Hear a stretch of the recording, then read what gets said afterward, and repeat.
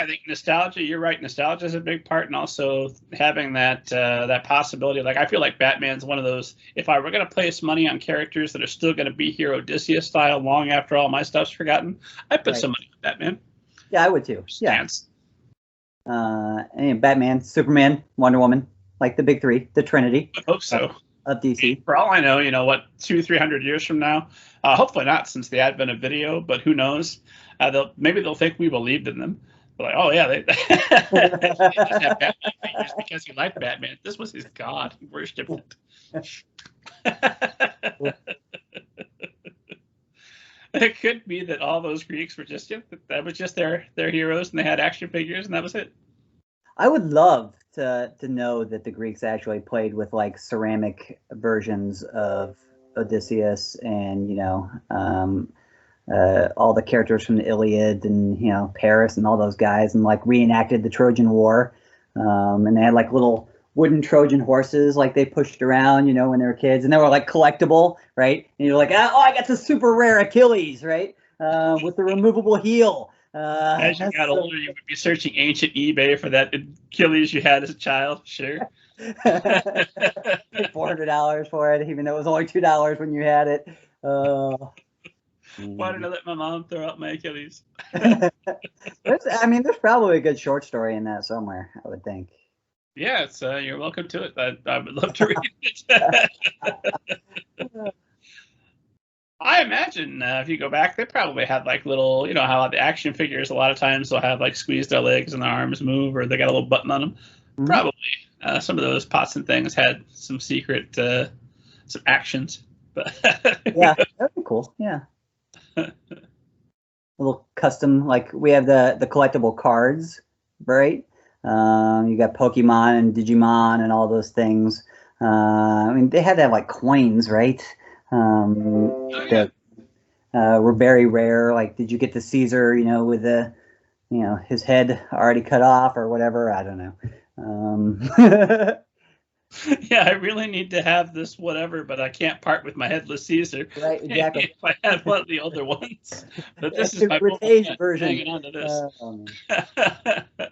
Well, I always said that actually I would know that I really made it as an author when one of my characters had been turned into an action figure. And as of yet, it hasn't happened.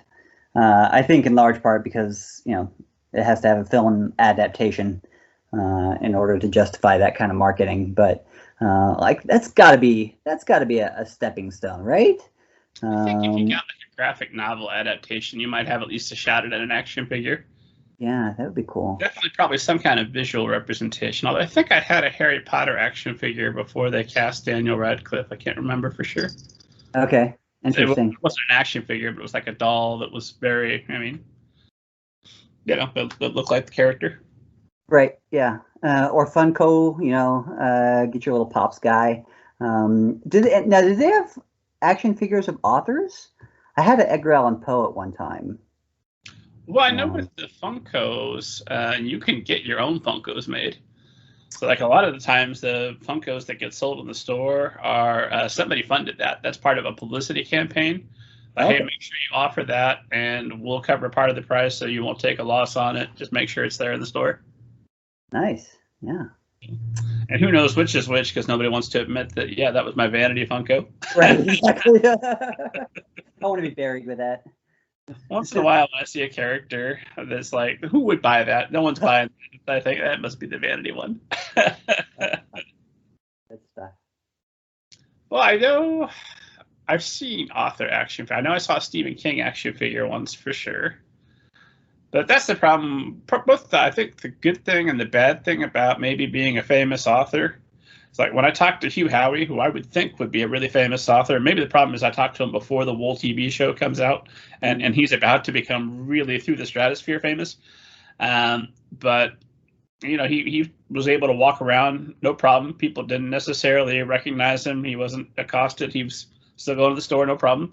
I would think if you're George R.R. Martin, though, and especially if you wear his little conductor hat or whatever, you have to do like a wig and maybe some eye makeup. And he's cultivated an image. So I think most of the authors that I know and love Until I actually flipped to the back of the book enough times, I wouldn't have recognized them on the street, right? But I mean, the internet obviously changes all of that too. So everybody's a lot more visible now than they used to be. Oh well. Good and real, I think. Yeah. There have been authors whose Twitter, like I love their book, and then I followed their Twitter account. Like, oh, I like you less now. I should have just read your book, and you would have remained a mystery to me, and it would have been great.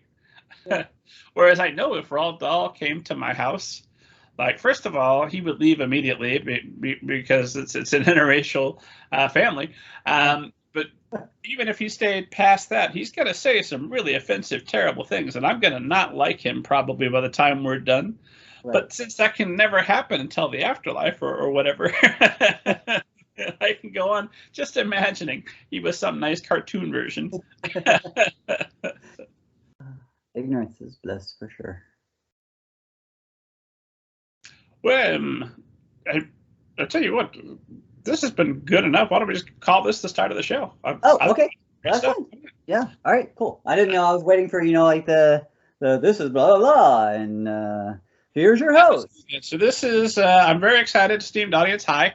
My guest is John David Anderson, who you probably know already. John David Anderson, tell esteemed audience a little bit about yourself. Well, I live in Indianapolis, Indiana. I am a Hoosier, just like you, Rob, which is it's actually cool. I actually like Indianapolis. It's like mini Chicago, right? And only 3 hours from Chicago if you need to go catch a Cubs game. Big Cubs fan myself. Let's see. A few things about me. I'm addicted to chocolate, root beer, Diet Coke, lots of things that aren't good for me. I'm also addicted to hiking, biking, some things that are good for me. Reading books, obviously. That's a big one. Born and raised here, taught at the University of Illinois for 7 years, where I taught literature and, freshman composition, which probably taught me more about writing than anything else that I've ever done. Trying to teach somebody else how to write is a big learning experience for you, right? Because for the most part, I had no idea how I did what I did. But then having to stop and explain it, and then, sort of coach other people through that evolution, did a lot for my own personal evolution as a writer. I have 2 kids who are awesome and wonderful. They're 16-year-old twins. I have a cat named Smudge, who really is just named Kitty because nobody can ever remember to call her by her real name. It's always just Kitty, do this, Kitty, come here, Kitty, don't eat that, right? Kitty, don't pee there, whatever it is. And she's awesome, beautiful wife that I've been married to for 24 years now. The big 2-5, comes along next summer. We got to figure out where we're going. Hopefully it'll be safe to travel by that point, but we'll see. What else? Published 10 novels. I've got an 11th one coming out next month, and then I have a 12th one coming out next winter. And they kind of run the gamut. I published books about superheroes and, bullying and fairies and funerals, which are funerals, but a lot more fun, and teachers who have stage 4 pancreatic cancer, and you name it. And now science fiction and then a ghost story. So I'm kind of all over the board, but I always write for young readers between the ages of 8 and 14. And I think the reason I do that is because, A, I feel like we need to tap into the most tragic moments in our lives. And that was definitely it, right? If I'm like, I want to get to some drama that's deep down in the core of me, then I kind of have to go to middle school. But B, I think in a lot of ways, they are really the most astute, awesome readers because they come to it with a child's imagination, right? Where like anything is possible. The suspension of disbelief, full gear. You can get away with a lot of stuff. They have great senses of humor, right? Because they still love your potty jokes, but at the same time, they get your sophisticated Simpsons references, right? But even cooler than all that is like your 11, 12-year-old reader is really starting to question some things. Some of the things that they've been taught, some of the things they've been led to believe. And that's where fiction, right, where storytelling really can open up space for them to delve and explore and try out new ideas, and maybe consider their identity and their place in the world. And so that's kind of why I fell in love with that particular genre, and I've been writing it ever since. So, lots of follow-up questions on that, but good news, we have time. Yeah. So, let's start with the long list of all the different genres you've hit within middle grade. Do you have like a bingo card where you're crossing them off as you go, or like a bucket list of things you still want to tackle? Is there a genre you haven't hit yet that you've got a candy craving for? I love that you put it that way, because I think that's actually it. Especially for the last 5 or 6 years, when I've sat down, with the impetus, like time to produce another book, that's kind of the first thing I go to is what haven't I done yet? And I think part of that is, insecurity, and that I'm assuming I've screwed everything up so far. And so maybe if I try something new, this will be the thing that I actually managed to pull off with aplomb. I don't think it's happened yet. But then part of it is also like, I don't want to get in a rut. I don't want to bore myself. And the easiest way for me to stay challenged and stay invested in a writing project is to play with a whole new set of conventions, right? And so, you got science fiction. Well, all of a sudden, there's all new parameters that I've got to work with as an author, and there's this, entire canon of work that I get to build off and play off of, and that's a lot of fun. It's also very intimidating, especially with some genres over others. But then there's also, for me, there's a balancing act in my own life between switching from speculative fiction and realistic fiction. Probably because my realistic fiction sells a lot better than my speculative fiction. So when I have to eat, I write a realistic novel. And when I want to have some more fun, I write, science fiction or fantasy or superheroes or something like that. But it's cool. Like I love going back and forth with those. I like experimenting, with first person versus third person narration. And so every time I sit down with a particular book, it's always with the investment to try something new for me as an author. It's never necessarily what I think the reader is going to want. And then hopefully, by the time I get done with it and it gets published, I've turned it into something that the reader wants. But that was really never what I set out to do to begin with. Just a happy accident along the way. Right?